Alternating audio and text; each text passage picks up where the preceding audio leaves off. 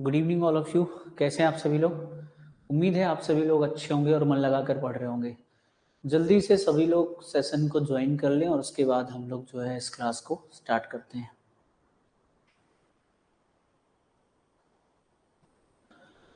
Good evening Ankita, good evening Manisha, good evening. कैसे हैं आप सभी लोग?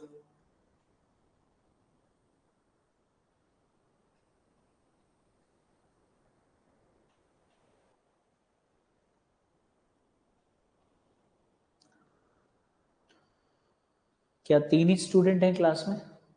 हेलो आयुष, कैसे हो आप? हाँ, ओके, ठीक है। धीरे धीरे जुड़ रहे हैं।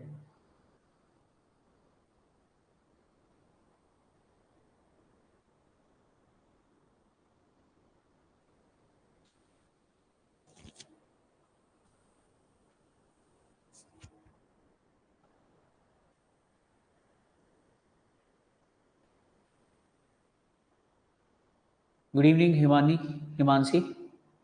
हेलो स्वाति कटारे।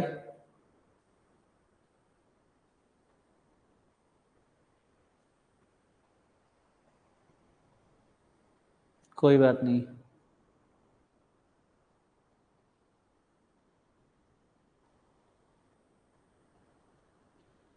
चलिए स्टार्ट करें क्लास को। तो सबसे पहले मुझे पता है आप लोगों के मन में कुछ सवाल होंगे। सवाल थोड़ा सा ये होंगे कि जैसा कि कल आप सब जानते हैं कि आपके लोक सेवा आयोग के द्वारा क्या किया गया है। एक आप लोगों के ऊपर एक बम गिराया गया है और सिलेबस में काफ़ी सारे बदलाव किए गए हैं। तो मुझे लगता है कि आप सब लोग उस बदलाव को लेकर चिंतित होंगे, परेशान होंगे। लेकिन मेरा आप सबसे ये कहना है कि देखिए, चिंता और परेशान होने से तो कुछ होगा नहीं। उसका सॉल्यूशन क्या है, इस पर हमें काम करना चाहिए। तो बहुत सारे चेंज मुख्य परीक्षा में किए गए हैं। पहली बात तो ये है, शब्द सीमा में परिवर्तन किया गया है, अंकों में परिवर्तन किया गया है, टोटल नंबर्स जो होते हैं मुख्य परीक्षा के उसमें परिवर्तन किया गया है, इंटरव्यू में चेंज किया गया है। इसके साथ साथ सिलेबस में कुछ बहुत सारा बदलाव भी हमको देखने को मिला है। तो अगर आप जैसे मान के चलिए, अभी तो हम लोग अपने टॉपिक से रिलेटेड ही बात कर रहे हैं। अगर आपको सिलेबस से रिलेटेड जानकारी मेरे ख्याल से सर ने आपको दे दी होगी। सर के द्वारा आप लोगों को बता दिया गया होगा कि सिलेबस में क्या क्या चेंजेस हुए हैं। तो हम बात कर लेंगे बाद में। फिलहाल एक अच्छी चीज़ ये है, पूछे क्या है एक अच्छी चीज़, कि अभी हम जिस सेक्शन को पढ़ रहे थे और जो हिस्ट्री वाले सेक्शन में जो बड़ा है, बड़ा क्या है? वेद, पुराण, उपनिषद, आरण्यक, ब्राह्मण ग्रंथ, षड दर्शन, पुरुषार्थ, करेक्ट। पुरुषार्थ के साथ साथ संस्कार, पंच महायज्ञ। तो ये अच्छा है कि अभी हम पढ़ रहे हैं तो हम उसी चीज को आगे कर लेंगे। कोई भी चीज अभी हमारी मिस नहीं हुई है तो हम इसमें उन सब चीजों को ऐड करते जाएंगे जिन्हें अभी हम थोड़ा लाइट लेने वाले थे। ठीक है, तो ये थोड़ा सा अच्छा हुआ है। 10वीं यूनिट के लिए मेरे ख्याल से किसका, स्वाति का मैसेज आया था। हम बात करेंगे 10वीं यूनिट पे, ठीक है। फिलहाल आप ये बता दीजिए लास्ट हम लोग क्या डिस्कस कर चुके थे, और अगर आप लोगों के मन में कोई सवाल है तो वो आप पूछ सकते हैं। देखो, पहली चीज तो मुझे याद आ रहा है कि हम लोगों को ये वेदांग और क्या पढ़ना था, उपवेद पढ़ने थे। और आज हम क्योंकि ये थोड़े बड़े हैं तो पहले हम इनको पढ़ेंगे और उसके बाद बाकी की चर्चा करेंगे। लेकिन इस बीच अगर आप में से किसी का भी कोई सवाल है प्लीज, तो आप जो है आप मुझसे पूछ सकते हैं। कोई भी सवाल अगर आपका है तो प्लीज आप पूछ लीजिए कि मैं बता दूंगा। कुछ आपको पूछना है क्या? चलिए आइए तो स्टार्ट करते हैं। वेदांग आप हेडिंग बनाइए। सबसे पहले क्या हेडिंग बनाइए? वेदांग। वेदांग।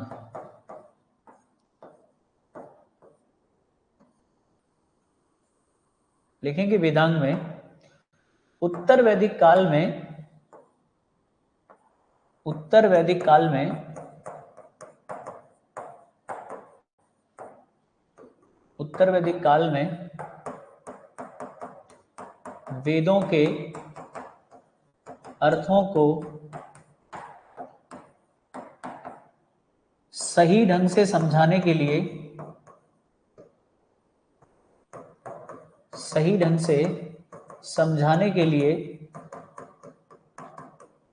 उत्तर वैदिक काल में वेदों के अर्थों को सही ढंग से समझाने के लिए वेदांग की रचना हुई। किसकी रचना हुई? वेदांग की रचना हुई। तो वेदांग क्या है? ये वेदों को सरल करते हैं, वेदों के मीनिंग को सिंप्लीफाई करते हैं, पहला पॉइंट। दूसरा लिखेंगे वेदांग की कुल संख्या, वेदांगों की संख्या 6 है। और मैंने आप लोगों को बताया था कि जब भी आप ध्यान दीजिएगा, जब भी आप पढ़ेंगे वेदांग कितने होते हैं और वेदांत, तो वेदांत होते हैं आपके 108 और वेदांग होते हैं 6। सवाल यही है बस सर जी कि प्लीज जो भी हिस्ट्री का पोर्शन ऐड हुआ है हमें पूरा आपसे ही करना है प्लीज। अरे तो स्वाति, परेशान होने की कोई भी आवश्यकता नहीं है। पहली बात तो ये बैच मुख्य परीक्षा का है और मुख्य परीक्षा में जो बदलाव हुए हैं वो बदलाव सिर्फ यूनिट 2 में हुए हैं। यानी उन्होंने क्या किया है, सिलेबस बढ़ा दिया आपका। देखो अभी तक जो यूनिट 2 का सिलेबस है वो मध्य प्रदेश के इतिहास में हम लोग पढ़ते थे, जैसे कि इसमें नाग डायनेस्टी है, परिकल्प डायनेस्टी है ना, आपके तोमर है, बुंदेला है, परमार है, कलचुरी है। तो ये जो पूरा एक मध्य प्रदेश के इतिहास का जो बड़ा पोर्शन था वो उन्होंने मुख्य परीक्षा में डाल दिया, जो अभी प्रीलिम्स में ज्यादा आता था, मेंस में भी आता था पर ना के बराबर आता था। तो वो तो हम वैसे भी पढ़ने वाले हैं। अगर हम बात करें और क्या बदलाव हुआ है, तो और ऐसा मुख्य परीक्षा में कोई खास बदलाव हमको हिस्ट्री के सिलेबस में देखने को नहीं मिलता। उसी में बस एक नई डायनेस्टी जुड़ी है, गिर्दवल्लभ डायनेस्टी, तो वो हम पढ़ लें, गिर्दविल्ल डायनेस्टी है ना। आप परेशान ना हो, आप लोगों के लिए ही तो मेहनत कर रहे हैं। अगर हम आपके बदले हुए सिलेबस को ना करवा पाए तो मतलब ही क्या है फिर हमारा। तो हम आपके साथ हैं, चिंता की कोई बात नहीं है। प्लीज आप इसको लिखें। ये लिख लिया? तो वेदांग कितने हैं? टोटल 6 हैं उत्तर वैदिक काल में। चलिए लिखेंगे महर्षि पाणिनि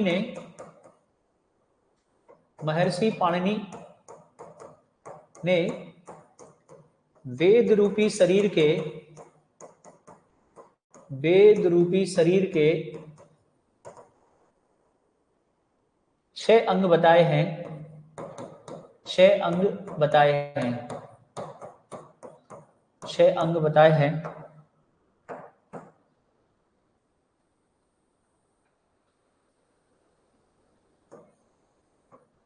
जैसे कि सबसे पहले आता है ज्योतिष। नहीं ऐसा कुछ नहीं है, मतलब मैं आपको उस हिसाब से बता रहा हूं, ठीक है। फर्स्ट नंबर पे ज्योतिष। ज्योतिष को वेदों की आंख कहा गया है। ज्योतिष का काम वैसे भी क्या होता है? देखना। तो वेदों की आंख किसे कहा गया है? ज्योतिष को। दूसरा शिक्षा, सेकंड नंबर पे शिक्षा, इसे कहा गया है वेदों की नाक। तो वेदों की नाक किसे कहा गया है? वेदों की नाक कहा गया है शिक्षा को।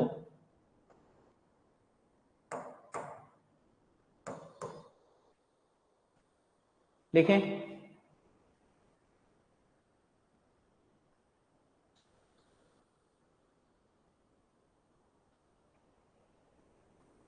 लिख लिया?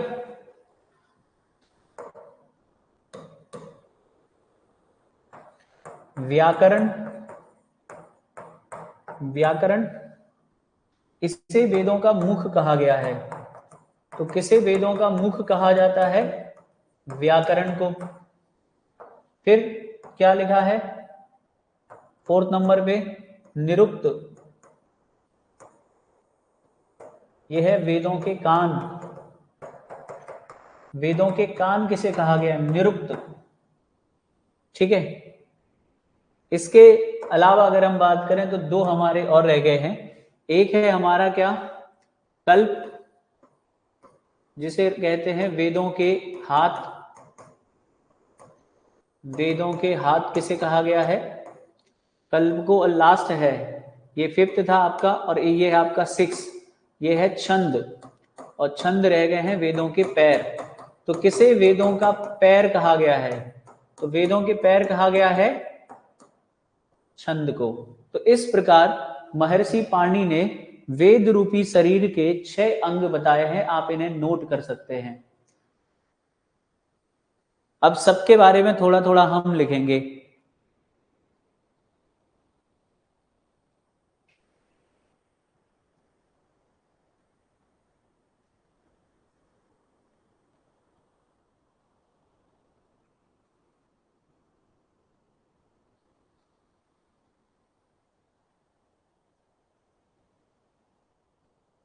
हो गया क्या ये? चलिए, अब सबके बारे में हमको थोड़ा थोड़ा लिखना है। तो वेद रूपी शरीर के 6 अंग बताए हैं महर्षि पाणि ने।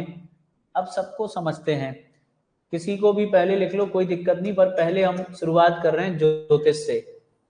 क्या होता है ज्योतिष? लिखेंगे, सबके बारे में थोड़ा थोड़ा लिखना है। क्या मैं बोल दूं, आप लोग लिख लेंगे क्या? इससे हमारा समय बचेगा, क्योंकि बहुत समय जा रहा है लिखने में। लिखेंगे, ग्रह नक्षत्रों का अध्ययन करने के लिए, ग्रह नक्षत्रों का अध्ययन करने के लिए, ग्रह नक्षत्रों का अध्ययन करने के लिए जिस विषय का विकास किया गया, ग्रह नक्षत्रों का अध्ययन करने के लिए, ग्रह नक्षत्रों का अध्ययन करने के लिए जिस विषय का विकास किया गया उसे ज्योतिष कहा जाता है, उसे ज्योतिष कहा जाता है। दूसरा लिखेंगे, ज्योतिष पर लिखी गई, ज्योतिष पर लिखी गई प्रथम पुस्तक या प्राचीन पुस्तक, ज्योतिष पर लिखी गई प्रथम पुस्तक लगध मुनि की वेदांग ज्योतिष है। लगध मुनि की वेदांग ज्योतिष है। लगध मुनि की वेदांग ज्योतिष है। कौन सी है? वेदांग ज्योतिष। तो वेदांग ज्योतिष ज्योतिष पर लिखी गई सबसे प्राचीन पुस्तक है, और इसके राइटर हैं कौन? हमारे लगध मुनि। तो आपसे अगर पूछा जाए ज्योतिष के बारे में जो यहां पर बताया गया है, तो सिर्फ इतना आपको याद रखना है कि ज्योतिष क्या होता है? जिसमें ग्रह नक्षत्रों का अध्ययन किया जाता हो। तो ग्रह नक्षत्रों का अध्ययन करने के लिए जिस विषय का विकास किया गया उसे ज्योतिष कहा जाता है। और इस पर लिखी गई जो पहली पुस्तक है उसका नाम क्या है? वेदांग ज्योतिष है, जो लगध मुनि द्वारा लिखी है। समझ में आया? ठीक है, जल्दी बताइए, समझ में आया?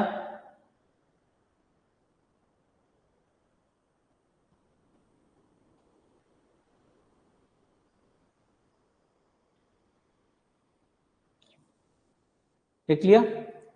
चलिए, दूसरा लिखेंगे शिक्षा।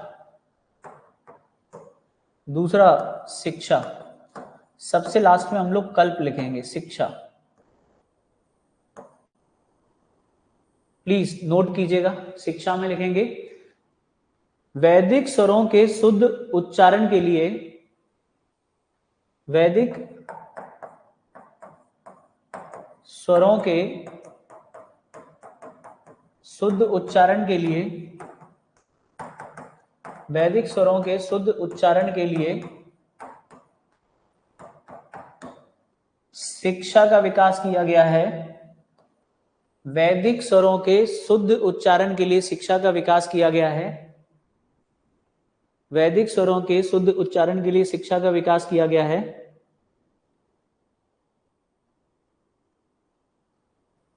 नोट कर लिया क्या?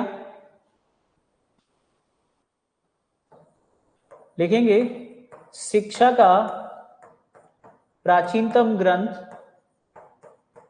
शिक्षा का प्राचीनतम ग्रंथ यानी शिक्षा के बारे में लिखा गया पहला ग्रंथ या प्रथम ग्रंथ गायलम है।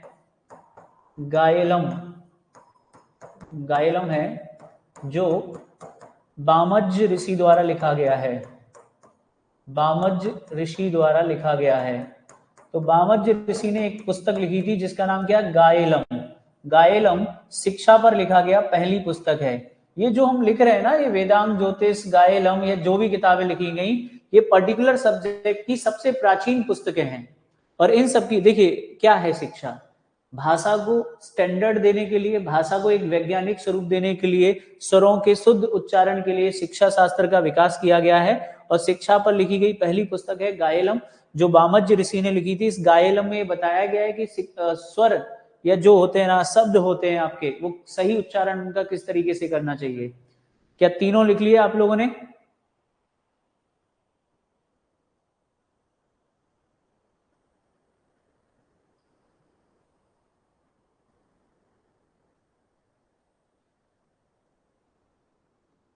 बताइए जल्दी।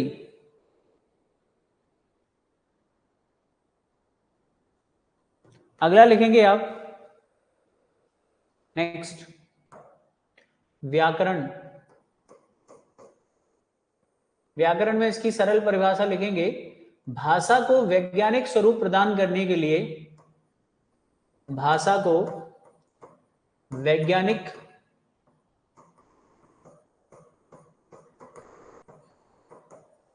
भाषा को वैज्ञानिक स्वरूप प्रदान करने के लिए, भाषा को वैज्ञानिक स्वरूप प्रदान करने के लिए व्याकरण का विकास किया गया है, के लिए व्याकरण का विकास किया गया है। तो व्याकरण में क्या है, यानी हम व्याकरण इसलिए पढ़ते हैं जिससे कि उस भाषा का को एक मानकता प्रदान कर सकें, अशुद्ध उच्चारण से बचें, प्लस इसका एक स्टैंडर्ड डेवलपमेंट हम देख सकें। एक मिनट,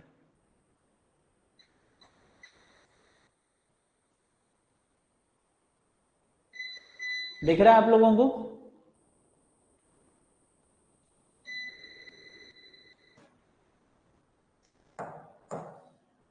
दूसरा लिखेंगे, संस्कृत व्याकरण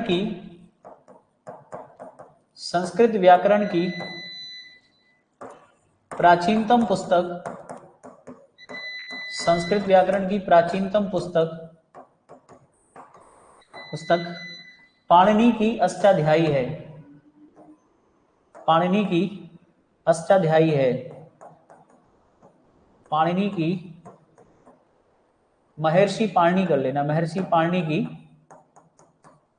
पाणिनि की अष्टाध्यायी है। तो अष्टाध्यायी है क्या? अष्टाध्यायी संस्कृत व्याकरण की सबसे प्राचीनतम पुस्तक है। किसने लिखी थी?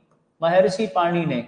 तो अब इससे आपका बस एक क्वेश्चन आपको याद रखना है कि भैया अष्टाध्यायी क्या है? भारतीय संस्कृत व्याकरण की सबसे प्राचीनतम पुस्तक है, जिसके राइटर कौन है? महर्षि पाणिनि है।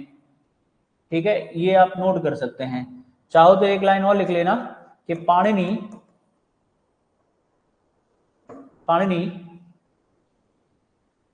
महापदम नंद के समकालीन थे। महापदम नंद के समकालीन थे। किसके समकालीन थे? महापदम नंद के समकालीन थे। ये नोट कर लीजिए। तो आपको सिर्फ क्या याद रखना है, ये वाला सेक्शन याद रखना है, क्योंकि ज्यादातर इंपॉर्टेंट अष्टाध्यायी है, 2 मार्कर में आएगी। बदला हुआ ट्रेंड है, अभी 3 मार्कर बोलते थे, अब 2 मार्कर बोलना पड़ेगा। तो 2 मार्कर में आए भैया क्या अष्टाध्यायी बताओगे? संस्कृत व्याकरण की प्राचीनतम पुस्तक है, जिसके लेखक महर्षि पाणिनि है। खत्म, ना आप कुछ इधर कहना है ना उधर कहना है, दैट्स इट। समझ में आया? तो संस्कृत व्याकरण की सबसे प्राचीन पुस्तक अष्टाध्यायी, जिसके राइटर पाणिनि है। और ये जो पाणिनि ऋषि थे, ये आगे चलकर एक नंद शासक है, महापदम नंद के समकालीन थे। बताइए, व्याकरण आपको अच्छे से समझ में आ गया?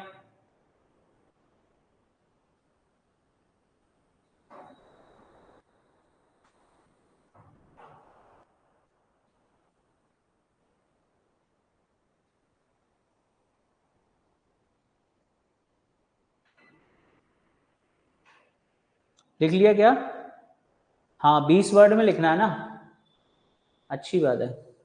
इसमें एक पॉइंट और ऐड करिए आप, जो मैं चाहता हूं कि आप लिखें। मेरी इच्छा है, और मुझे पता है कि आजकल इधर से क्वेश्चन आ रहे हैं। लिखेंगे, पतंजलि द्वारा पतंजलि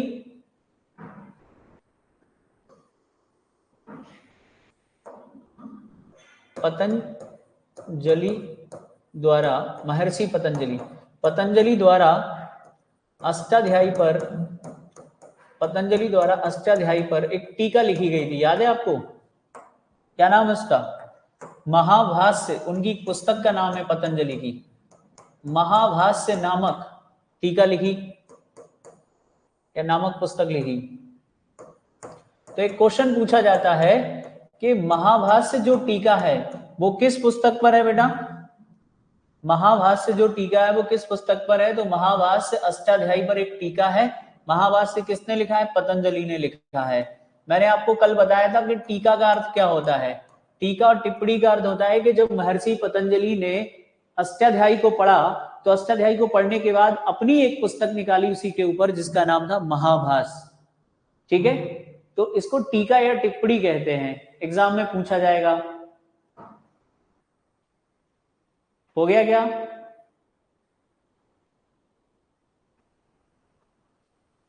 एक और लिखेंगे, वार्तिक, सॉरी, एक और पॉइंट लिखेंगे कात्यायन ऋषि द्वारा या कात्यायन द्वारा अष्टाध्यायी पर। आगे चलकर एक और विद्वान हुए, उन्होंने अष्टाध्यायी पर वार्तिक नामक ग्रंथ लिखा। वार्तिक, तो ये वार्तिक ग्रंथ भी किसके ऊपर लिखा गया? अष्टाध्यायी के ऊपर। ये भी एक तरह की टीका है। वार्तिक, वार्तिक मतलब मात्राओं से संबंधित। अब आप देखो, व्याकरण के 3 प्राचीन ऋषि मुनि हो गए हमारे। व्याकरण के सबसे प्रसिद्ध जानकार कौन से हैं? महर्षि पाणिनि। अगर आप समझ पा रहे हैं मुझे जो मैं समझा रहा हूं, महर्षि पाणिनि संस्कृत व्याकरण के सबसे प्रसिद्ध जानकार हैं। फिर दूसरे जानकार कौन है? पतंजलि। फिर दूसरे नंबर पे कौन हो गए? पतंजलि। तीसरे नंबर पे कौन हो गए हैं? तीसरे नंबर पे कात्यायन। एवं कात्यायन को जानते क्या कहा जाता है?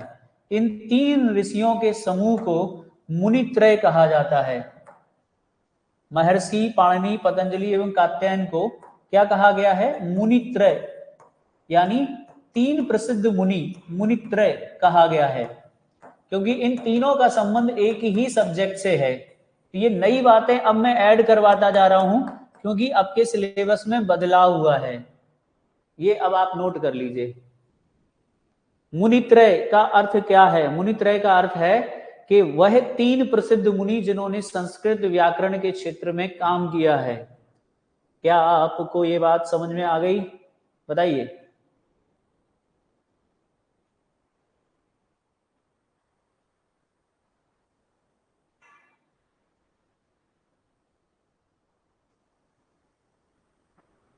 कोई शक?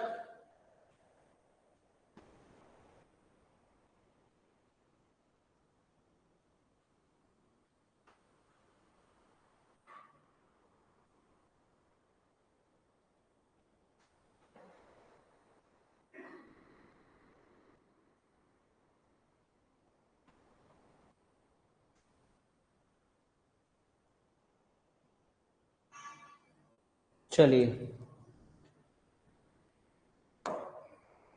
अगला है हमारा। आज बोर्ड भी स्लो चल रहा है, पता नहीं क्या दिक्कत है। छंद लिखेंगे। अब आप जानते हैं, पहले आप मेरे एक सवाल का जवाब देंगे। मुझे बताइए कि जो वेद हैं, मोस्ट ऑफ दी जो वेद हैं, 4 वेदों में से अधिकतर वेद किस में लिखे गए? गद्य में या पद्य में? जल्दी बताइए। वेद मुख्यतः किस में लिखे गए? गद्य में या पद्य में? हमारी क्लास 7 PM तक होगी या 7:15 तक होगी, तो थोड़ा सा जल्दी आप सुन लीजिए। तो आपको इसमें याद रखना, लिखेंगे पद्यों का, पद्य में लिखे गए कि नहीं लिखे गए? बताइए आप, पद्य में लिखे गए कि नहीं लिखे गए? गद्य में लिखे गए या पद्य में लिखे गए हैं? पद्यों को चरणों में सूत्रबद्ध करने के लिए, सूत्रबद्ध करने के लिए छंद का विकास किया गया, या छंद का विकास हुआ।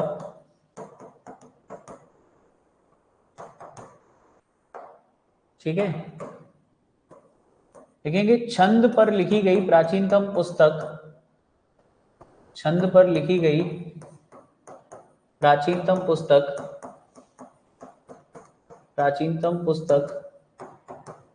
जानते कौन सी है? पिंगल मुनि की छंद शास्त्र है। एक पिंगल मुनि थे, पिंगल नाम था उनका, तो पिंगल मुनि ने एक किताब लिखी थी, उसका नाम था छंद शास्त्र। तो छंद शास्त्र जो है क्या है? छंद पर लिखी गई सबसे प्राचीनतम पुस्तक है। इसीलिए याद रखिएगा, कभी अगर एग्जाम में पूछा जाए तो आप जानते हैं कि क्योंकि पिंगल मुनि के द्वारा छंद के बारे में बताया गया था, इसीलिए छंद को पिंगल भी कहा जाता है। छंद को क्या कहा जाता है? छंद को पिंगल भी कहा गया है। छंद को क्या कहा गया? पिंगल भी कहा गया है। हिंदी वाले पढ़ते हैं इसको। ठीक है, अगर इसकी डेफिनेशन आपको मुश्किल लगे तो पद को चरणबद्ध करने के लिए, या पद को नियमित करने के लिए, या पद को गति देने के लिए किसका विकास किया गया? छंद का विकास किया गया है।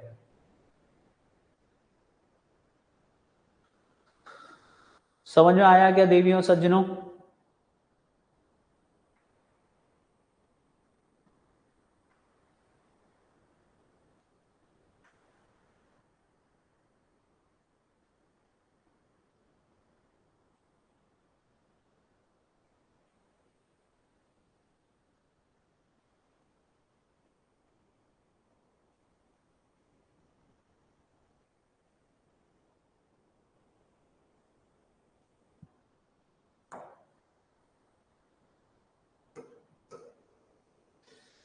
अब लास्ट है कल्प। कल्प, इसमें से बहुत सारी काम की चीजें हैं, लिखेंगे। कल्प का अर्थ है, कल्प का अर्थ है कर्मकांड। क्या है? कर्मकांड।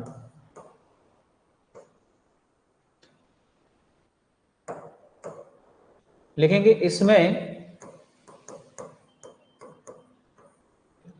लिखेंगे कल्प में, इसमें ऐसे विधि व नियम हैं, इसमें ऐसे विधि व नियम हैं, इसमें ऐसे विधि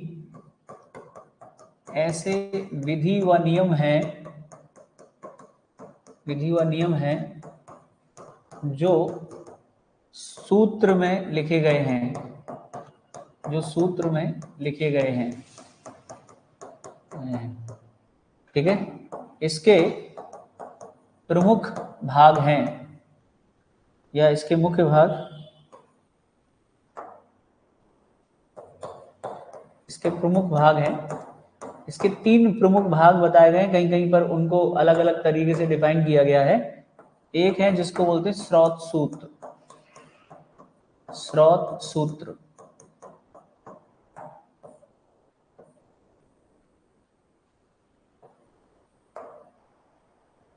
स्रोत सूत्र, अभी इन तीनों में लिखना है, तो प्लीज आप नोट मत करना अभी, है ना, जब तक मैं लिखवा के पूरा बोलूं ना तब तक अभी मत लिखना।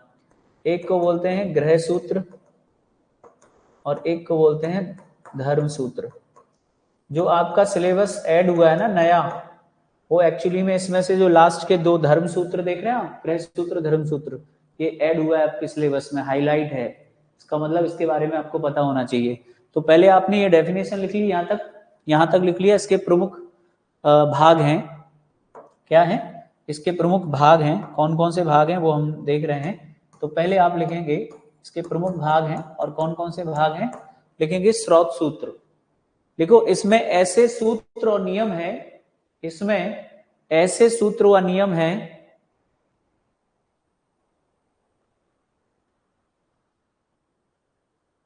जो यज्ञ से संबंधित हैं, जो यज्ञ से संबंधित है। ऐसे सूत्र व नियम हैं जो यज्ञ से संबंधित हैं। यज्ञ, अगर सरल से शब्दों में कहें तो यज्ञ और कर्म कांडों का उल्लेख है इसमें। किसका उल्लेख है? यज्ञ और कर्म कांडों का उल्लेख है। ठीक है, अब देखिएगा ध्यान से, इसी के अंतर्गत एक और चीज आती है जिसे बोलते हैं सुलभ सूत्र। हालांकि ये आपके नोट्स में पहले से लिखा, अलग लिखा हुआ है, ध्यान से सुनना है आपको। सुलभ सूत्र एक्चुअली में इसी का भाग माना जाता है। और उसमें क्या है, जैसे कि मैं बार बार कह रहा हूं, इसमें यज्ञ और कर्मकांड है, आप सुन रहे हैं ना। तो यज्ञों को नापने की विधि होती है प्रॉपर, कि यज्ञ की कितनी गहराई होगी, कितनी लेंथ होगी, चौड़ाई होगी। तो यज्ञों को नापा जाता था, और यज्ञ को नापने के लिए जिसमें सूत्र दिए गए हैं कि यज्ञ कितनी हाइट होनी चाहिए, कितनी चौड़ाई होनी चाहिए, वो सुलभ सूत्र में दिए गए हैं। तो कहीं कहीं सुलभ सूत्र अलग है, स्रोत सूत्र, सुलभ सूत्र, ग्रह सूत्र, धर्म सूत्र, तो 4 सूत्र हो रहे हैं। और कहीं कहीं ये लिखा है कि जो स्रोत सूत्र है उसी का भाग है सुलभ सूत्र। तो हम इसमें ये कर रहे हैं कि सुलभ सूत्र को इसी का भाग बता रहे हैं। और इसे क्या हो रहा है कि इससे भारतीय रेखा गणित का जन्म हुआ है। एक क्वेश्चन पूछा जाता है, भारतीय रेखा गणित का विकास या जन्म किससे हुआ है? ये जन्म और विकास से क्या मतलब है कि देखिए, रेखा गणित मतलब ज्योमेट्री, जिसमें लंबाई गुणा चौड़ाई गुणा ऊंचाई, ये इसका अध्ययन किया जाता है। तो इसमें क्योंकि क्या बनाए जाते थे? यज्ञ बनाए जाते थे, यज्ञ की लंबाई चौड़ाई ऊंचाई नापी जाती थी। तो इसी से हमारा क्या बना है? भारतीय रेखा गणित विकसित हुआ है। तो आप इसमें ऐसे लिखेंगे, इसके आगे लिखेंगे कि स्रोत सूत्र का एक भाग सुलभ सूत्र है। प्लीज नोट कीजिए।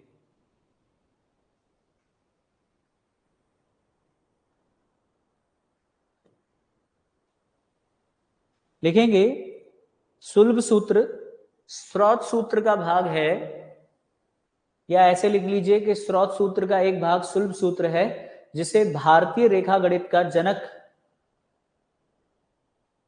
माना जाता है। जिसे भारतीय रेखा गणित का जनक माना जाता है।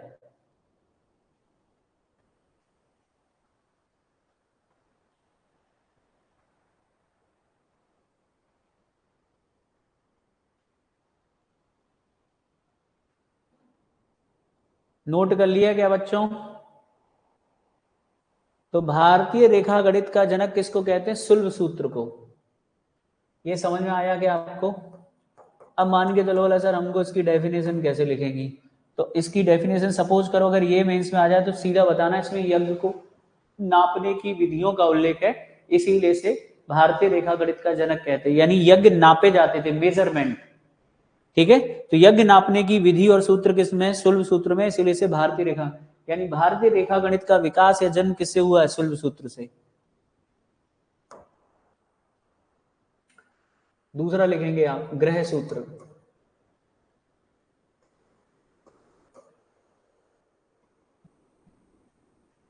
प्लीज नोट डाउन कीजिए, ग्रह सूत्र लिखेंगे। ग्रह सूत्र में लिखना है आपको। इसमें ग्रह कर्मकांडों एवं यज्ञों का विवरण है।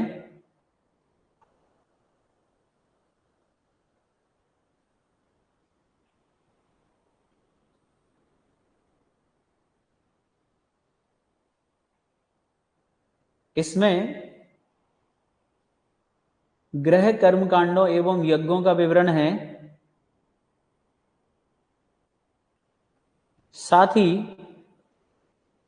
राजा और प्रजा के कर्तव्य तथा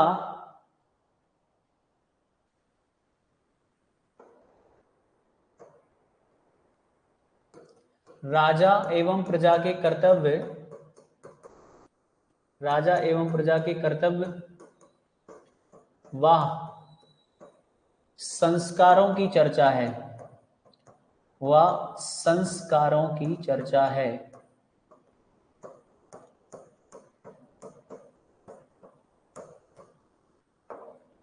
इसकी चर्चा संस्कार, ये आपके सिलेबस में इस बार हाईलाइट होकर आया है। अब क्वेश्चन कैसे बनेगा? क्वेश्चन पूछा जाएगा संस्कार का उल्लेख किस ग्रह, किस सूत्र में है? स्रोत सूत्र, सुलभ सूत्र, धर्म सूत्र, ग्रह सूत्र। तो आपको बताना है ग्रह सूत्र में संस्कारों का उल्लेख है। समझ में आया क्या ये? बताएं जल्दी।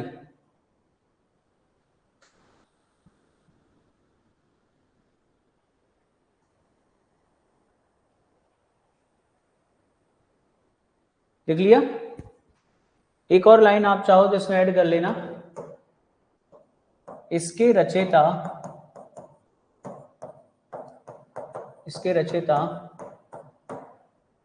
आश्वलायन ऋषि थे। आश्वलायन ऋषि थे।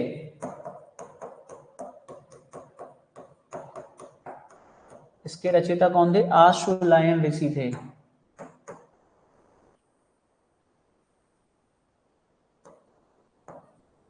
संस्कार को हम अलग से पढ़ेंगे। ये जो संस्कार है ना, इसको एक अलग हेडिंग बनाकर पढ़ेंगे। फिलहाल आपको याद रखना है कि संस्कार किस सूत्र में बताया है? ग्रह। इसको कनेक्ट कैसे कर सकते हैं कि प्रत्येक मनुष्य के गर्भ में आने से लेकर उसकी मृत्यु तक 16 संस्कार मेन माने गए हैं। जैसे कि जब बच्चा जो है माँ के गर्भ में आता है तो पहला संस्कार होता है गर्भधारण।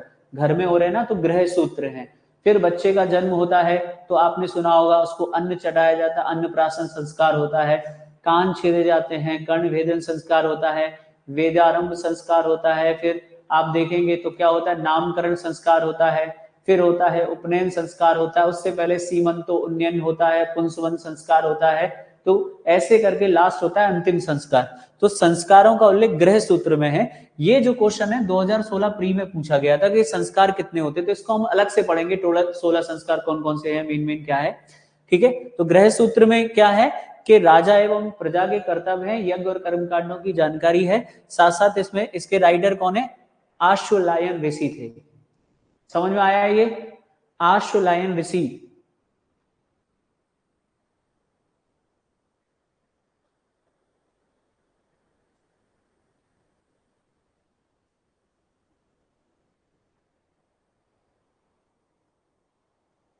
चलिए, लास्ट है आपके धर्म सूत्र।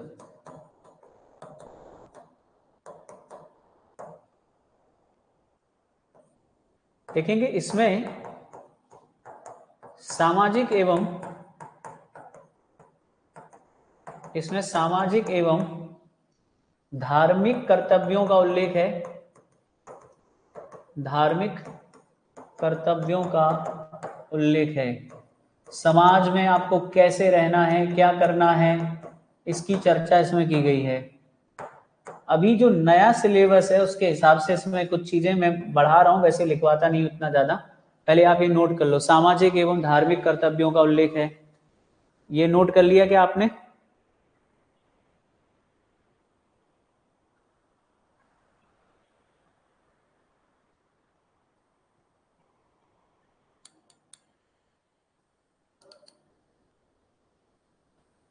एक लाइन और लिखिएगा आप इसमें। लिखेंगे इसमें वर्ण एवं उनके कर्तव्य उनके कर्तव्यों का उल्लेख है अलग से। बात तो एक ही है, इसमें वर्ण एवं उनके कर्तव्यों का उल्लेख है। तो वर्ण, प्रत्येक वर्ण का क्या कर्तव्य है, इसके बारे में जानकारी दी गई है।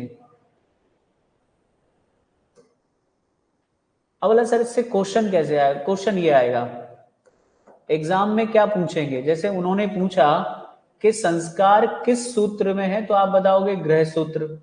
अब वो पूछेंगे, देखो क्या पूछेंगे, कृपया करके इसको लिखना कि कैसे लिखना है आपको। तो लिखें, धर्म सूत्र में एक लाइन और लिखनी है। इसमें वर्णाश्रम, क्या वर्णाश्रम व 4 पुरुषार्थ का उल्लेख है। वह 4 पुरुषार्थ का उल्लेख है। अब अगर आप नए सिलेबस के हिसाब से देखो ना, जो नया सिलेबस है, तो उसके हिसाब से ये प्री का क्वेश्चन होगा। जैसे वो पूछेंगे कि वर्णाश्रम का उल्लेख किसमें है, तो आज आपको जो नया सिलेबस आया उसमें एक वर्ड है वर्णाश्रम। वर्णाश्रम का मतलब है वर्ण एवं उनके कर्तव्य, यानी कौन सा वर्ण क्या करेगा। तो कौन सा वर्ण क्या करेगा, इसकी जानकारी हमें किससे मिलती है? धर्म सूत्र में मिलती है। 4 पुरुषार्थ का उल्लेख किसमें है? धर्म सूत्र में है। 16 संस्कार का उल्लेख किसमें है? गृह सूत्र में है। अब संस्कारों के नाम लिखो, यही लिख देना। धर्म, 4 पुरुषार्थ बताए गए हैं, सॉरी पुरुषार्थ के नाम, धर्म, अर्थ, काम और मोक्ष। तो अगर आपसे पूछा जाए कि ये पुरुषार्थ की संख्या कितनी है, तो आप बताएंगे पुरुषार्थ की संख्या 4 है, धर्म, अर्थ, काम और मोक्ष। वर्णाश्रम का उल्लेख किस सूत्र में है? धर्म सूत्र में है। संस्कारों का उल्लेख किस सूत्र में है? गृह सूत्र में है। इस तरीके से आप इसको डिफाइन कर सकते हैं।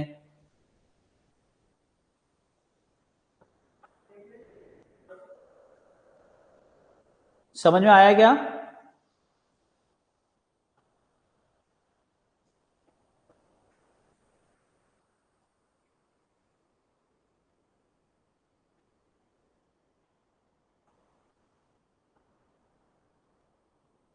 चलिए आगे बढ़े। तो पुरुषार्थ कितने होते हैं? 4 होते हैं, ये आपने इसमें मेंशन कर लिया। अब आप चाहो तो इसके एक और लिख लेना, इसके प्रवर्तक। जैसे मैंने उसमें लिखवाया है कि इसके रचयिता अश्वलायन ऋषि थे, तो लिखो इसके प्रवर्तक। ये नया है, मैं नए सिलेबस के बढ़ने से मैं लिखवा रहा हूं, अदरवाइज हम इतना नहीं लिखते थे इसमें, ये लिखवा रहा हूं। आपस्तंभ ऋषि थे, इनका नाम ही है, आपस्तंभ ऋषि माने गए हैं। हालांकि फिर बाद में बहुत सारे लोगों ने इस पर टिप्पणी की है, लेकिन इसके जो प्रवर्तक माने गए वो कौन माने गए? धर्म सूत्र के आप स्तंभ ऋषि। आप स्तंभ ऋषि नोट कर लें, आप स्तंभ ऋषि, आप स्तंभ ऋषि।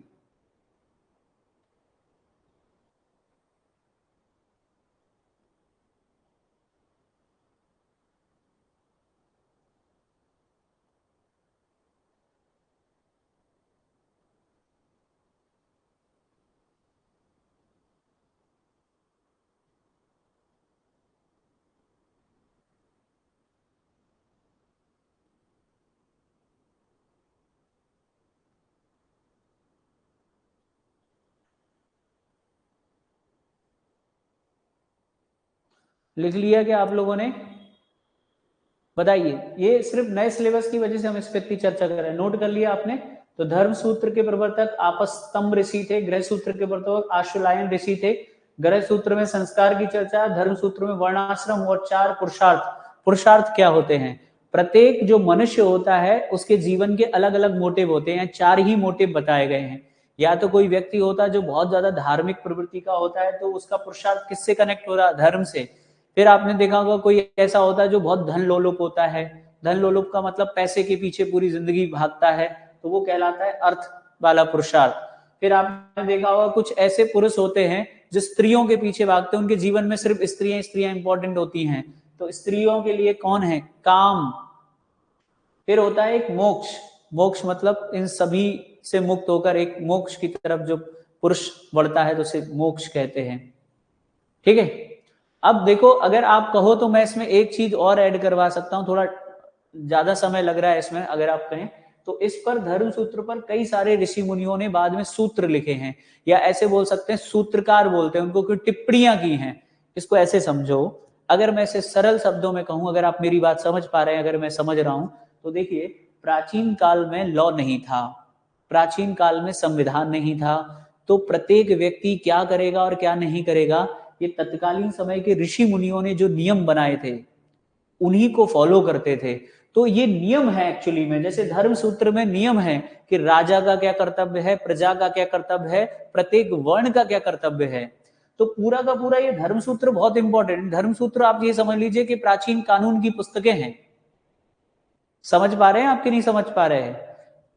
इसी में आगे चलकर विश्वामित्र, वशिष्ठ, गौतम, बहुत सारे ऋषि मुनियों ने अपने क्या किए हैं, अपने उसमें परिवर्तन किए हैं, अपने हिसाब से चीजें बताई हैं। आप जानते हैं इसी में एक श्लोक भी है, एक ऋषि ने दिया है, वशिष्ठ मेरे ख्याल से। जानते क्या श्लोक है? यानी उन्होंने ये बताया है कि नारी जो है वो स्वतंत्र नहीं होती। ध्यान से सुनना मेरी बात, और आप बताइए क्या वो गलत है। उन्होंने लिखा है कि पिता रक्षति कौमार्य, यानी पिता जो होता है वो किसी महिला का जो क्या होता है, बाल्यपन, कौमार्य जिसे कहते हैं, उसकी रक्षा करता है। भर्ता रक्षति यौवने, भाई जो होता है वो उसके यौवन यानी जवानी की रक्षा करता है। फिर उसके बाद कहां चली जाती स्त्री, यानी जब स्त्री छोटी है तब पिता उसकी रक्षा कर रहा है तो वो पिता के अंडर में है। जब वो थोड़ी बड़ी हुई, जब जवान हुई, तो भाई उस पर कंट्रोल करता है, उसे फ्रीडम नहीं देता, कहां जाना है कहां नहीं जाना है। फिर जब शादी होती है तो पति के कंट्रोल में चली जाती है, और शादी के बाद जब बच्चे बड़े होते हैं तो बच्चे माँ को कंट्रोल करने लगते हैं। तो इसीलिए कहा गया है कि नारी जो है वो परतंत्र है, स्वतंत्र नहीं है, हमेशा किसी ना किसी के प्रभाव में बनी रहती है। तो इस तरीके से यहाँ पर कुछ चीजें बताई गई हैं। अगर आप कहो तो मैं आप एक सेंटेंस लिख सकता हूं, क्या पता ये पूछ लें, तो आप एक नोट डाल सकते हैं जो मैं बोल रहा हूं,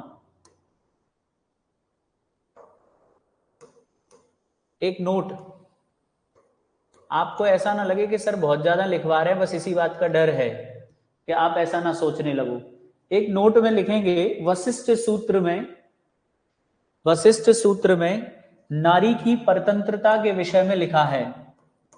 वशिष्ठ ऋषि ने लिखा था। वशिष्ठ सूत्र में नारी की परतंत्रता, परतंत्रता समझ रहे हैं कि वो पराये अधीन है, परतंत्रता के विषय में लिखा है। क्या पता ये लाइन कभी एग्जाम में आ जाए।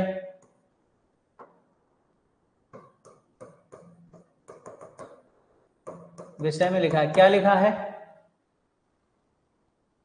क्या लिखा है, लिखेंगे पिता रक्षति कौमार्य, भर्ता रक्षति यौवने। इसके लिए आगे वर्ड जो है थोड़ा सा मुश्किल है, मैं पूरा सेंटेंस लिखा देता हूं। पुत्र स्तु स्थविरे, पुत्र स्तु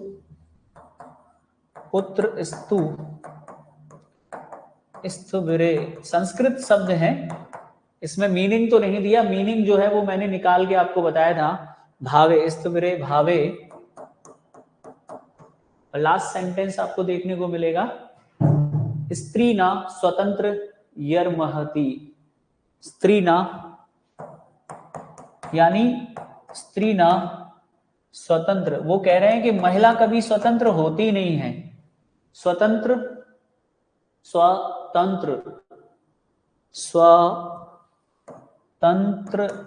यमहति ऐसा एक शब्द है, ये लिखा हुआ है। वशिष्ठ सूत्र में नारी की परतंत्रता यानी महिला की गुलामी के बारे में लिखा है। यानी इस शब्द का पूरा मीनिंग ये है कि जो स्त्री है वो कभी स्वतंत्र नहीं होती। बस आप चाहें तो ये लिख सकते हैं। मतलब मेरा मोटिव ये नहीं है कि मैं आपको बहुत ज्यादा डीप पढ़ाऊं, लेकिन काम की बातें बता रहा हूं। सिलेबस बदला हुआ है आजकल, हम देख रहे हैं, तो इसीलिए मैंने ये सारी चीजें लिखवा दी।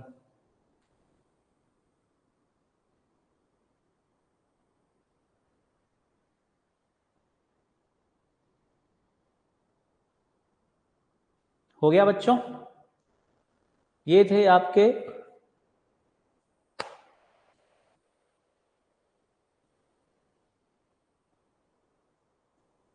क्या है बच्चों, यह 4 आपके।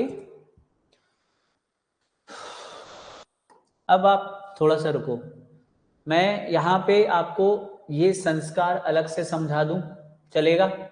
बताइए, क्या हम संस्कार की चर्चा अलग कर सकते हैं, क्योंकि ये यहाँ पर है अब, लेकिन हम इसको एक सेपरेट हेडिंग बनाकर लिख सकते हैं आप चाहें तो। आपके वेदांग खत्म हो गए, लेकिन वेदांग का जो एक हिस्सा है ना संस्कार, ये आप चाहें तो लिख सकते हैं। संस्कार लिखेंगे, थोड़ा जल्दी लिखिएगा। संस्कार का अर्थ है शुद्धिकरण। संस्कार का अर्थ है शुद्धिकरण। दूसरा इसमें आप लिखेंगे संस्कारों की कुल संख्या जो साधारणता मानी जाती है। देखिए, मैं आपको इसमें एक और बात बताना चाहूंगा, अलग अलग ऋषि मुनियों ने संस्कारों की संख्या अलग अलग बताई है, लेकिन हमारे एमपीपीएससी में जब 2016 में क्वेश्चन आया था तो उसका आंसर 16 माना गया और ज्यादातर 16 संस्कारों को ही सही माना जाता है। प्रथम संस्कार, प्रथम संस्कार, प्रथम संस्कार माना जाता है गर्भ धारण संस्कार। गर्भ धारण संस्कार, जब मनुष्य मां के गर्भ में आता है, यानी जब कोई महिला प्रेग्नेंट होती है, तब पहला संस्कार माना जाता है गर्भ धारण संस्कार। ठीक है, 16 संस्कार हम नहीं लिखेंगे। अगर आप में से किसी भी स्टूडेंट को लग रहा हो कि सर हमें 16 संस्कार पूरे बता दीजिए, तो आप कहीं से गूगल से लिख सकते हैं। मुझे सारे संस्कार तो बोल दूंगा लेकिन सीक्वेंस में नहीं याद है, तो फिर ये होगा कि गलत हो जाएगा। अब इसमें जो इंपॉर्टेंट है मैं वो बता देता हूं। इसके बाद एक संस्कार होता है जिसका नाम है उपनयन संस्कार। ये सबसे फेमस और सबसे इंपॉर्टेंट होता है, और मैं चाहता हूं कि आप इसके बारे में कुछ लाइनें जरूर लिखें, करीब 4 से 5। ये मुख्य परीक्षा में भी पूछा जाता है, तो ये आपका जो है बहुत इंपॉर्टेंट है एग्जाम की दृष्टि से। उपनयन संस्कार लिखेंगे, यह शिक्षा प्राप्ति से संबंधित होता है, शिक्षा प्राप्ति से संबंधित है। ऐसा माना जाता था कि जिस व्यक्ति का उपनयन संस्कार होता था उसे ही शिक्षा प्राप्त करने का अधिकार था। इसे यज्ञोपवीत संस्कार भी कहते हैं। क्या कहते हैं? यज्ञोपवीत संस्कार कहा जाता है। यज्ञोपवीत संस्कार कहा जाता है। आज ठंड बहुत है यार, यहाँ पर ग्वालियर में बहुत ही ज्यादा ठंड है। ग्वालियर में 2 बातें हुई। क्या कहते थे? यज्ञोपवीत संस्कार कहते थे, याद रखिएगा। तीसरी लाइन लिखेंगे, ब्राह्मण का 8वें वर्ष, ब्राह्मण का 8वें वर्ष, क्षत्रिय का 11वें वर्ष व वैश्य का 12वें वर्ष उपनयन संस्कार होता था, या उपनयन होता था, उपनयन संस्कार होता था। यानी जो ब्राह्मण बालक है उसका उपनयन संस्कार कब होता था? जब वो 8 साल का होता था। कब होता था? ब्राह्मण बालक का 8 साल में, क्षत्रिय का 11वें साल में, और वैश्य का कितने साल में होता था? 12वें साल में होता था। अब आप समझ जाओ, बाकी जिनके नाम नहीं लिखे हैं उसमें सबसे इंपॉर्टेंट लाइन लिखेंगे आप, शूद्रों व स्त्रियों का उपनयन नहीं होता था। शूद्रों व स्त्रियों का उपनयन संस्कार नहीं होता था। इसी से पता चलता है नहीं था या नहीं होता था। इससे पता चलता है कि यहां पर इन दोनों का शोषण किया गया, क्योंकि जिसको शिक्षा नहीं मिलेगी उसको पता ही नहीं होगा कि उसके अधिकार क्या है, उसके राइट्स क्या हैं। तो इस प्रकार भारतीय इतिहास में सबसे ज्यादा शोषण इन्हीं 2 लोगों का हुआ है। तो ये आप लिख सकते हैं। संस्कार समझ में आया? संस्कार के बारे में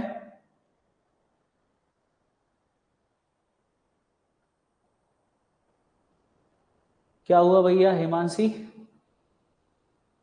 मनीषा, कुछ सवाल है आप लोगों का? अरे निरुक्त रह गया, ओह शिट, हमने निरुक्त नहीं लिखा। अरे यार, मैं आपका कमेंट देर से देख पाया, उसमें 2 लाइनें थी, जगह नहीं आपके पास निरुक्त में लिखने के लिए, सिर्फ 2 लाइन। मुझे बिल्कुल याद नहीं रहा, कमेंट देखना भूल गया मैं आपका।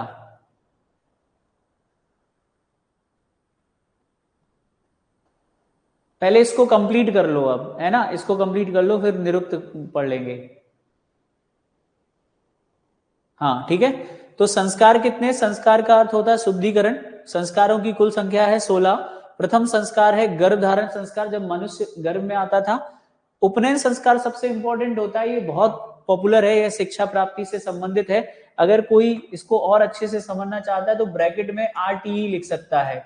RTE का मतलब होता है राइट टू एजुकेशन, यानी वैदिक पीरियड में जिस व्यक्ति का उपनयन संस्कार होता था सिर्फ उसी को शिक्षा प्राप्त होती थी।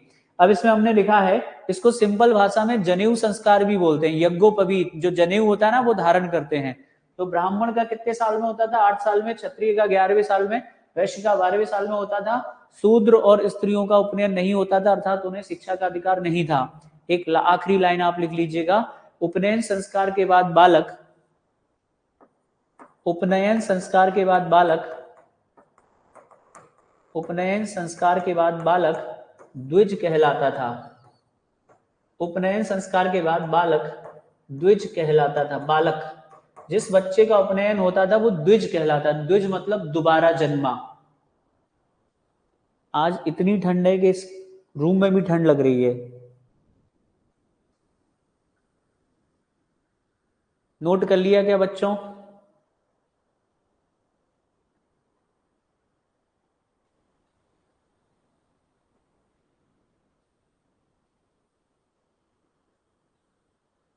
बताइए जल्दी। नोट कर लिया क्या संस्कार? संस्कार की अगर कोई डेफिनेशन आपको लिखनी हो तो आप सिंपली भी बता सकते हैं कि संस्कार का शुद्धिकरण होता था। आर्य बड़े वैज्ञानिक प्रवृत्ति के थे और आर्य मतलब जो वैदिक काल में मनुष्य के जन्म से लेकर मृत्यु तक कुल 16 संस्कार होते थे। फिर आप ये पूरे तरीके से बता। द्विज समझ में आया? देखो द्विज क्यों कहते थे बच्चों? द्विज का अर्थ क्या होता है? द्विज, द्विज मतलब है दोबारा जन्मा। जब किसी बच्चे को शिक्षा दी जाती तो शिक्षा से पहले वो एक अबोध बालक होता है, तो शिक्षा प्राप्ति के बाद एक पूरा एक अच्छा मनुष्य बनता है, तो उस ऐसा मानते हैं कि दोबारा जन्म होता है। तो ब्राह्मण को, क्षत्रिय को और वैश्य को द्विज कहा जाता है। द्विज मतलब होता है दोबारा जन्मा। वैसे सामान्य भाषा में द्विज कहते हैं पक्षी को जिसके 2 बार पंख आते हैं, कहते हैं दांतों को, 2 बार आते हैं दांत। ठीक है, इस तरीके से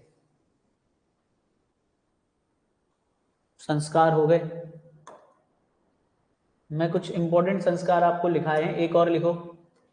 इसके बाद होता है एक समावर्तन संस्कार। समावर्तन संस्कार ये उपनयन के बाद होता था। इसमें लिख लेना, शिक्षा समाप्ति के बाद होता था। शिक्षा समाप्ति के बाद होता था। तो शिक्षा समाप्ति के बाद कौन सा संस्कार होता था? समावर्तन संस्कार। और लास्ट होता है अंत्येष्टि संस्कार। जब आपके घर में एक चिट्ठी आती है कि बड़े दुख के साथ सूचित करना पड़ रहा है, हमारे पूज्य दादाजी का स्वर्गवास हो गया है, शोकाकुल परिवार।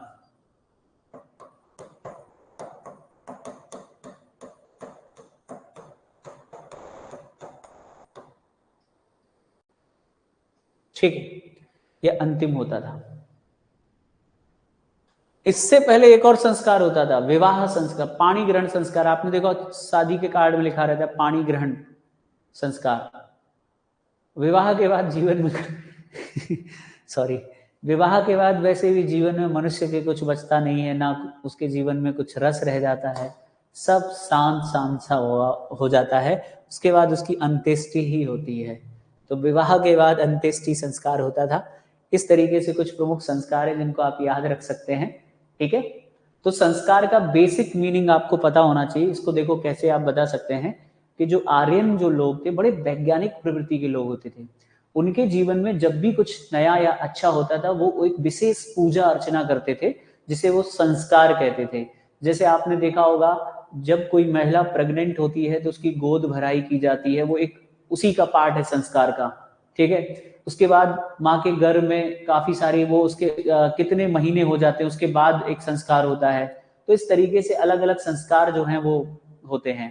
ठीक है, तो फिर बच्चे का डेवलपमेंट पेट में होता है, फिर जब उसका जन्म होता है तो नाम रखा जाता है, कान छेदे जाते हैं, उसे अन्न चटाया जाता है, वेदारंभ होता है, ऐसे करके होते हैं। समावर्तन कब होता है? देखो उपनयन संस्कार में पहले गुरुकुल पद्धति चलती थी। तो गुरुकुल पद्धति में क्या होता था, आप इसको सुनते जाइएगा कि प्रत्येक माँ बाप अपने बच्चों को शिक्षक को दान कर देते थे।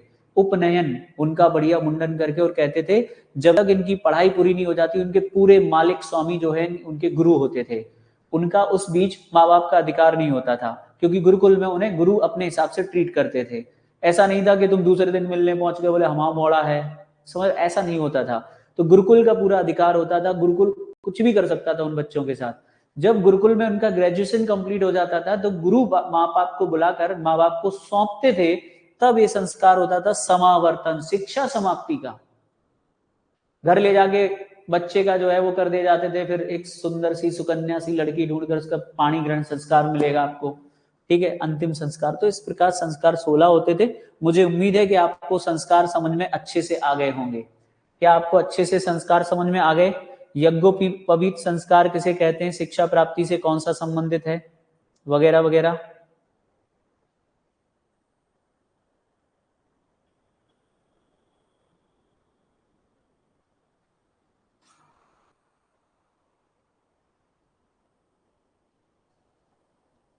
चलें आगे।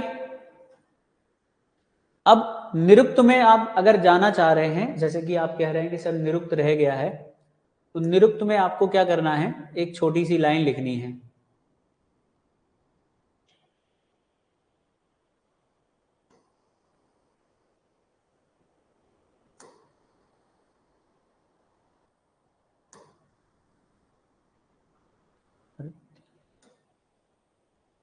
देखो, निरुक्त ये रहा। निरुक्त में आपको लिखना है, लिखिएगा, यह विभिन्न शब्दों की उत्पत्ति और उसका भाषा में प्रयोग को बताता है। यह विभिन्न शब्दों की उत्पत्ति और उनका भाषा में प्रयोग को बताता है। बेसिकली इसे व्युत्पत्ति विषय कहते हैं, व्युत्पत्ति सिद्धांत कहते हैं, यानी किसी शब्द की उत्पत्ति कैसे होती है। तो इसमें विभिन्न शब्दों की उत्पत्ति और उनका विभिन्न भाषाओं में प्रयोग बताता है। लिख लिया?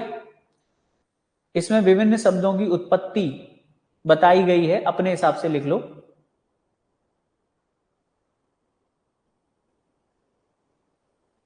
लिख लिया क्या? सीधा सा लिख लेना, इसमें विभिन्न शब्दों की उत्पत्ति बताई गई है, यानी विभिन्न शब्दों की उत्पत्ति कैसे होती है, कोई शब्द कैसे उत्पन्न होता है, ये निरुक्त के अंतर्गत बताया गया। और इसमें दूसरा लिख लेना, इसमें निरुक्त की प्रथम पुस्तक, निरुक्त की प्रथम पुस्तक यास्क मुनि द्वारा रचित निरुक्त है, यानी किताब का नाम ही है निरुक्त। किताब का नाम क्या है? निरुक्त। तो आप लिखेंगे कि निरुक्त पर लिखी गई प्रथम पुस्तक यास्क द्वारा निरुक्त है। यास्क ऋषि का नाम है, निरुक्त पुस्तक का नाम है, बस। तो निरुक्त जो है वो शब्दों की उत्पत्ति को बताता है।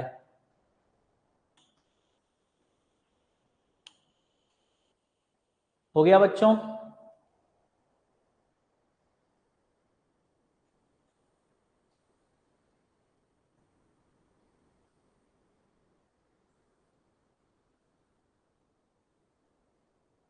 चलिए, अब टाइम हो रहा है और अब हमको पढ़ना है उपवेद।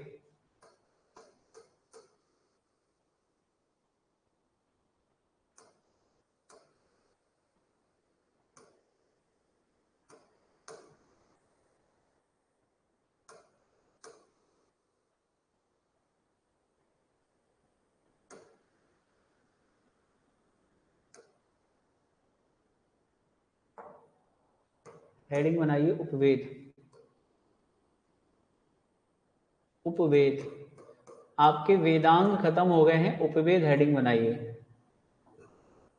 उपवेद हेडिंग बना लीजिए, उपवेद।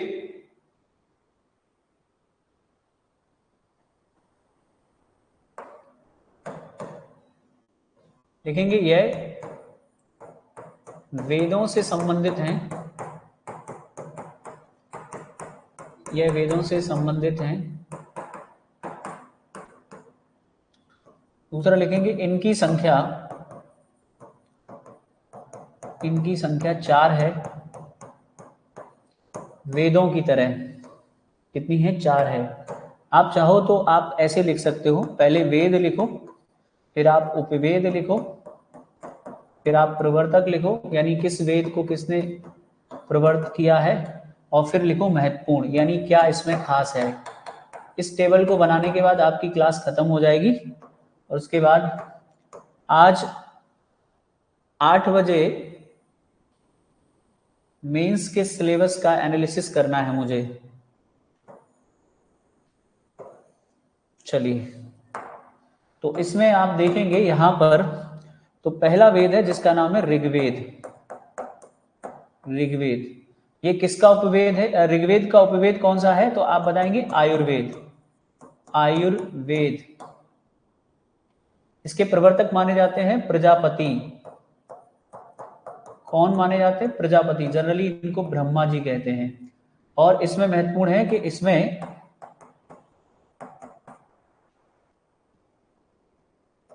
आयुर्वेद के 8 अंग बताए हैं, ठीक है, या भाग बताए हैं। दूसरा है जिसको बोलते हैं सामवेद। सामवेद का उपवेद कौन सा है? तो आपको याद रखना ये है गंधर्व वेद। गंधर्व वेद।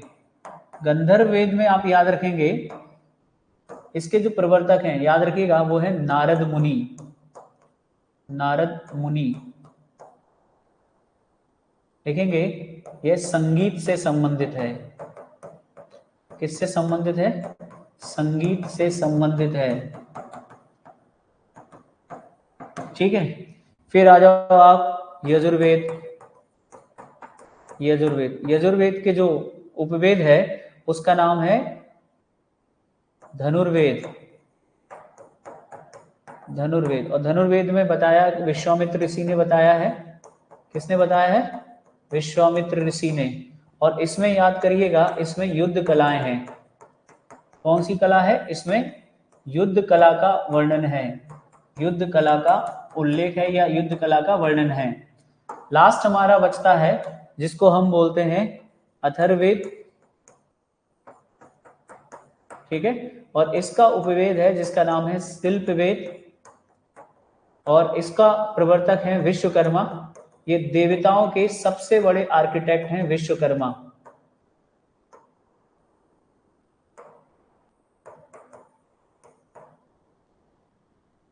विश्वकर्मा, ठीक है, विश्वकर्मा।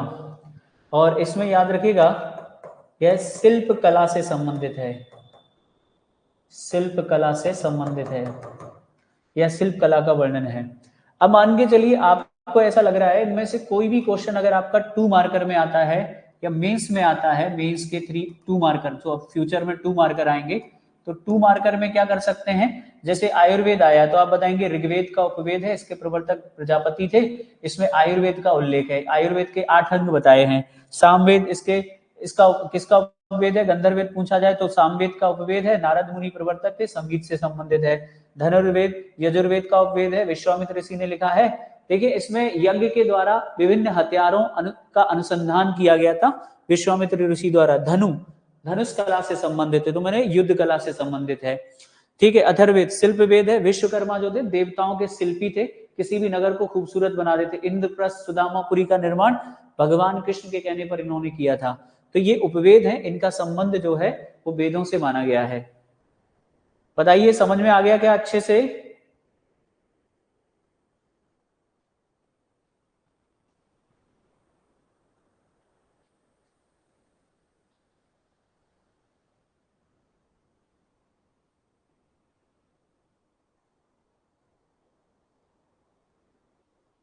चलिए, तो आज की क्लास हम यहीं समाप्त करते हैं। उम्मीद है आपको अच्छे से समझ में आया होगा।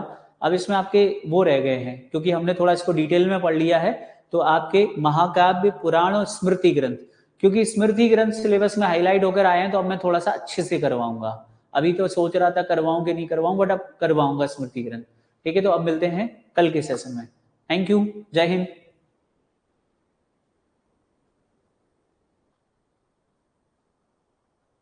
जी हाँ, हिमांशी बताइए आपका क्या क्वेश्चन है, बोलिए क्या क्वेश्चन है हिमांशी आपका? मैं देख नहीं पाया आपका क्वेश्चन क्या था। सर इसे तो हम डिटेल में कर रहे हैं, पर जो उपनिषद और पहले का किया है वो सफिशिएंट है। उपनिषद में एक आध उपनिषद बढ़ा सकते हैं, और जो ब्राह्मण जो हमारे आरण्यक रह गए थे उनका नाम मैं लिखवा दूंगा एक आध क्लास में, तो आप उस पेज पे एक पेज ऐड कर देना, एडिशनल पेज जोड़ देना, तो आरण्यकों का नाम लिख लेना आप। बाकी तो कोई जरूरत नहीं है। उपनिषद तो मैंने सफिशिएंट करवा दिए हैं, उपनिषद कम नहीं है। आरण्यकों के नाम जो मैंने कहा था कि आप देख लेना, बट मैं सोच रहा हूं कि इनके नाम लिखवा दूंगा, ठीक है, चलिए कल मिलते हैं। Thank you so much. जय हिंद, वंदे मातरम।